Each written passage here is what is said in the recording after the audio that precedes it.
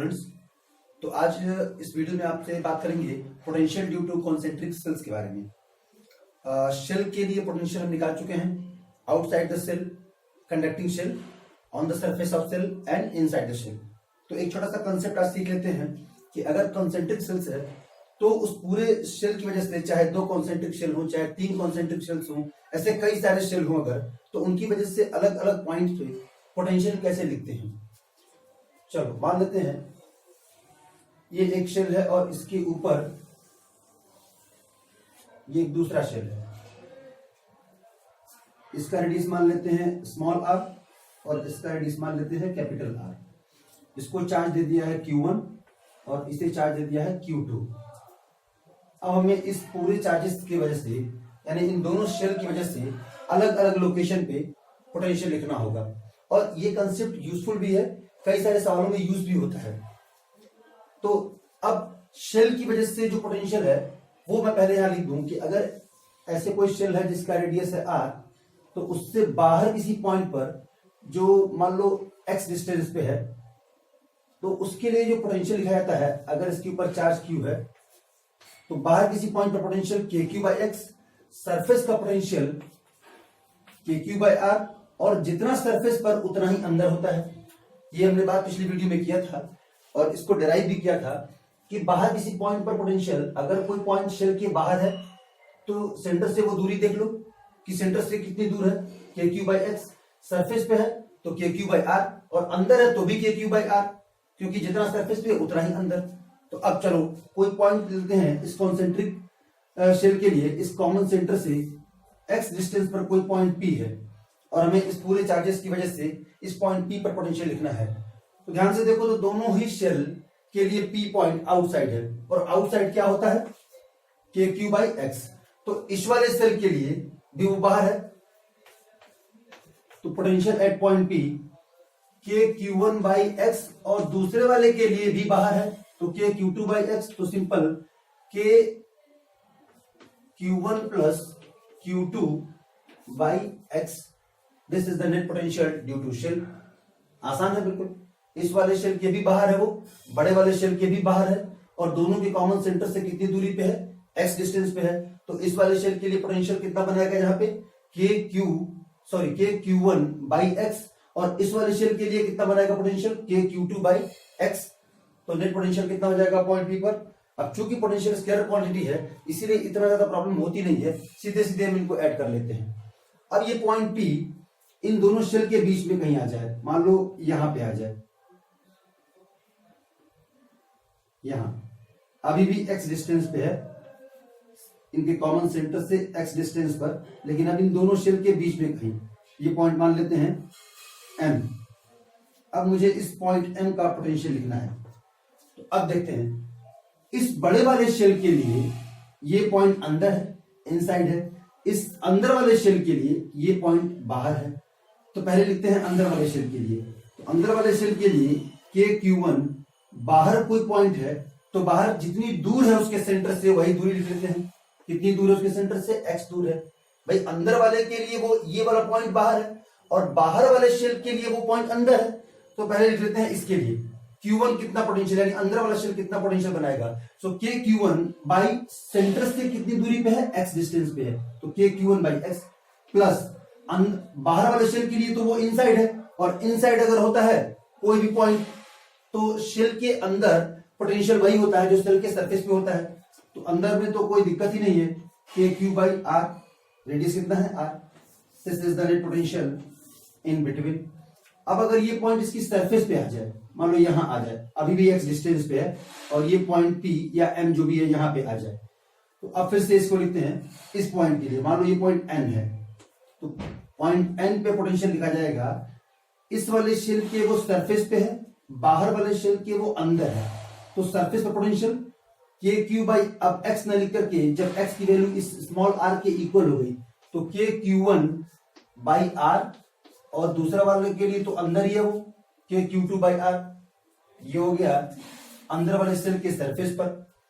अब अगर ये पॉइंट अंदर चला जाए, यानी यहां कहीं आ जाए, और अभी भी x डिस्टेंस पे हो, से ये वाला पॉइंट मान लेते हैं P डैश, तो पी डैश का पोटेंशियल कैसे लिखा जाएगा? अब दोनों ही शेल के वो अंदर है, इस वाले शेल के तो अंदर है ही, बड़े वाले शेल के भी वो अंदर आ रहा है। और अंदर में पोटेंशियल कैसे लिखते हैं? अंदर में पोटेंशियल जितना सरफेस पे होता है, तो सोचो इसके सरफेस पे पोटेंशियल कितना लिखा जाएगा? के Q1 by are small are, और इसके भी अंदर है तो के Q2 by capital are. So KQ1 by small r, KQ2 by capital R. This is the potential at different locations due to concentric cells. Clear हुआ ये? अब इसके बाद 3 सेल लेकर के क्लियर कर लेते हैं इसको। एक बार फिर मैं इसको समराइज कर दूं जल्दी जल्दी कि बाहर वाले कोई पॉइंट के लिए तो सिंपल जो सेंटर से दूरी है वही नीचे रह जाता है, यानी दोनों x और x, Q1 by x, Q2 by x। अगर ये इसके अंदर आ गया तो शेल के अंदर, अब बाहर वाले सरफेस को देखो, शेल के, इस शेल के लिए देखो, इस शेल के अगर अंदर कोई पॉइंट है तो अंदर में पोटेंशियल वही बनाएगा जो सरफेस पे होगा, माने इसके सरफेस पे जो पोटेंशियल होगा वही इसके अंदर होगा। तो इसके सरफेस पे कितना होगा? के Q2 बाई आर इतना। और इसके बाद इस वाले शेल के वो बाहर है, तो बाहर से दूरी कितनी है? वो x, सिंपल के Q1 बाई एक्स, तो के Q1 बाई एक्स प्लस के Q2 बाई आर। अब अगर ये पॉइंट जंप करके इसके सेंटर पे आ जाओ, या सॉरी अंदर वाले शेल के सरफेस पर आ गया, तो सरफेस पर पोटेंशियल बहुत इजीली लिख सकते हैं कि Q1 बाई आर, और इसके तो वो अंदर है, बड़े वाले शेल के तो अंदर ही है वो पॉइंट के Q2 बाई कैपिटल आर। अब अगर ये दोनों के अंदर चला गया तो फिर दोनों का रेडियस के Q1 by R, K Q2 by capital R. So this is the potential due to concentric cell for 2 concentric cells, 2 concentric cell के लिए। अब ऐसे ही अगर 3 सेल हो जाए तो उसके लिए पोटेंशियल कैसे लिखते हैं? 3 कॉन्सेंट्रिक सेल्स हैं जिनके रेडियस अलग अलग है, लेकिन तीनों के सेंटर कॉमन है, और फिर से वही काम करेंगे, अलग अलग लोकेशन पे पोटेंशियल लिखेंगे। मान लो इनके कॉमन सेंटर से फिर x डिस्टेंस पर पॉइंट P है, तो इन तीनों शेल के ऊपर जो अलग अलग चार्जेस हैं, अंदर वाले शेल के ऊपर Q1, बीच वाले शेल के ऊपर Q2, बाहर वाले शेल के ऊपर Q3, अंदर वाले शेल का रेडियस R1, बीच वाले शेल का रेडियस R2 और सबसे बाहर वाले शेल का रेडियस R3। तो सिंपल सबसे बनने वाले पोटेंशियल को यहां लिखेंगे net potential at point P, जो उनके कॉमन सेंटर से कितनी दूरी पे है? x डिस्टेंस पे है। So potential at point P। अब तीनों शेल की बात कर लो तो तीनों के लिए आउटसाइड है भाई, ये पॉइंट P इस वाले शेल से भी बाहर है, बीच वाले शेल से भी बाहर है, बाहर वाले शेल से भी बाहर है। तो बाहर है तो कुल मिला के पोटेंशियल कितना लिखा जाएगा? उनके सेंटर से जो दूरी है। सो के Q1 plus Q2 plus Q3 divided by x, this is the potential at point P। अब अगर ये पॉइंट इसके सरफेस पे आ जाए, यहां आ जाए, पॉइंट P यहां पहुंच जाए, और ये वाली दूरी अभी भी x रहे, तो इस पॉइंट P डैश कर देते हैं इसको। इस पॉइंट P डैश का पोटेंशियल कैसे लिखा जाएगा? खुद 1 मिनट के लिए पॉज करो, वीडियो ट्राई करो, क्या लिख पा रहे हो वीडियो इसका पोटेंशियल P डैश का। चलो लिखता हूं मैं, फिर देख लेना लिख पा रहे हो कि नहीं। बस आपको ये देखना है कि वो पॉइंट शेल के अंदर है, बाहर है या सरफेस पे है, और तीनों के लिए आप जानते हैं। इस वाले के लिए, अंदर वाले शेल के लिए वो बाहर है, कितनी दूरी पे है? x, सिंपल के Q1 बाई x, प्लस बीच वाले शेल के लिए भी वो बाहर है, कितनी दूरी पे है उनके कॉमन सेंटर से? x, तो के Q2 बाई x। लेकिन सबसे बाहर वाले सरफेस के लिए सेल के लिए उसके सरफेस पे है, और सरफेस का पोटेंशियल उसके रेडियस के इक्विवेलेंट हो जाता है, सॉरी नीचे रेडियस आ जाता है। दूरी क्या ले ली जाती है? रेडियस, क्योंकि सरफेस के लिए ये दूरी किसके इक्वल हो गई? R3 के। भाई सेंटर से ये वाली दूरी किसके इक्वल है? R3 के, यानी इसके रेडियस के। तो के Q3 by R3, this is the potential at point P dash. अब यही पॉइंट यहां से अगर यहां आ जाए और इसको देते हैं P डबल डैश, और अभी भी x डिस्टेंस ही रखते हैं, तो फिर से चेक करो potential at point P dash. इन दोनों के लिए तो बाहर ही है, वो एकदम अंदर वाले शेल के लिए वो पॉइंट P डबल डैश बाहर है, और बीच वाले शेल के लिए भी वो बाहर है। तो दोनों के लिए सिंपल लिख दो के Q1 बाई एक्स प्लस के Q2 बाई एक्स। लास्ट वाले शेल यानी कि सबसे बाहर वाले शेल क्या वो अंदर चला गया, और अंदर में पोटेंशियल सरफेस के पोटेंशियल के इक्वल होता है, तो उतना ही होगा KQ3/R3। अब फिर से इसे इस सरफेस पे ले आओ। अगर इस सरफेस पे ले आएंगे तो बस एक चेंज होगा, यहाँ पे इस x के बदले R2 हो जाएगा। इसे अंदर कहीं ले जाएंगे तो भी उतना ही मिलेगा, KQ2/R2, ये उतना ही रहेगा।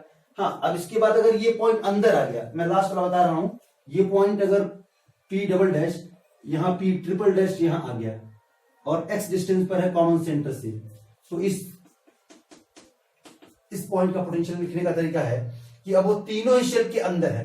पहले इसका लिखते हैं, इस शेल पर कुल मिला के चार्जेस है Q1 और इसके वो अंदर है, तो इसकी वजह से पोटेंशियल कितना बनेगा, तो KQ1 बाई, अब अंदर पे पोटेंशियल वही होता है जो सरफेस पे होता है, और सरफेस पे कितना होता है KQ1 बाई टोटल रेडियस, तो इस अंदर वाले सेल का रेडियस कितना है R1।